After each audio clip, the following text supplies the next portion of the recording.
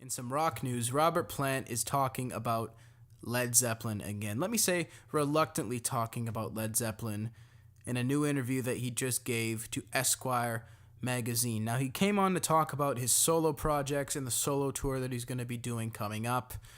And Esquire decided to press and ask about Zeppelin, even though it seemed like he didn't really want to talk about it.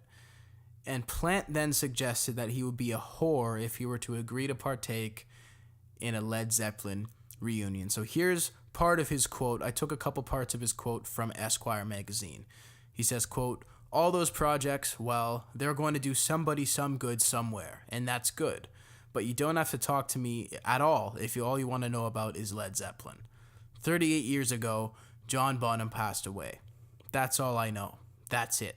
That's the story. So that's a headline or not a headline, it doesn't matter to me. If I didn't, I'd be a whore, and I'm never going to be that." He went on to say, "For me, my time has got to be filled with joy and endeavor and humor and power and absolute self-satisfaction.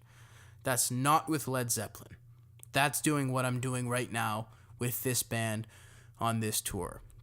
Now, he also went on later in the interview, that's the end of the quote, to talk about how he gets frustrated when he's seen off and out in public or at airports, and people are so shocked to see Robert Plant, but they don't know why he's in the airport. They don't know why he's there. They don't realize that he's going somewhere for his solo tour or his solo show. Now, this is something that must be so annoying, and it's almost more difficult. I don't know if it's more difficult for musicians or if it's more difficult for actors.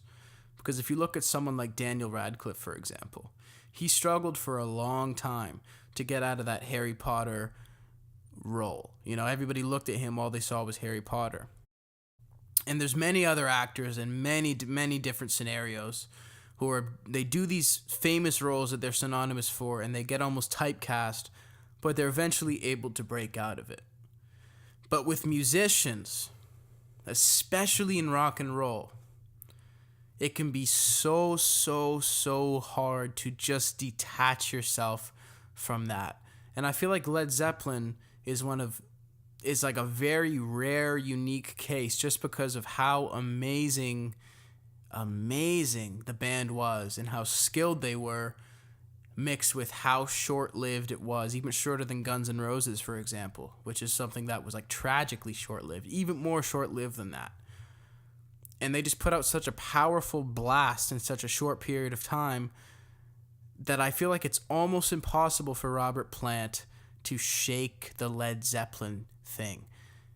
You know, I almost feel like Ace Frehley has even done it better with Kiss. You know, he's sort of known as Ace Frehley without makeup now.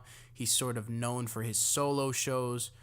Robert Plant he seems to just be known for the Led Zeppelin, and I think for me, the extent of my knowledge on his solo stuff, and pardon my ignorance, because I know it's out there and we have the internet and anybody can look it up, but I never had any real interest in his solo stuff other than I saw him on a Grammy special one time doing a performance, and I was younger. I didn't even realize he was doing solo stuff, and that's not to say that I won't listen to it and that most of it's probably really great.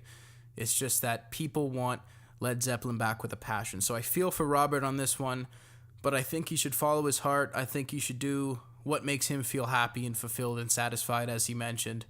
And if that's not Led Zeppelin, I think he has no responsibility. He owes nothing to us in that regard, especially with how much amazing content is already out there.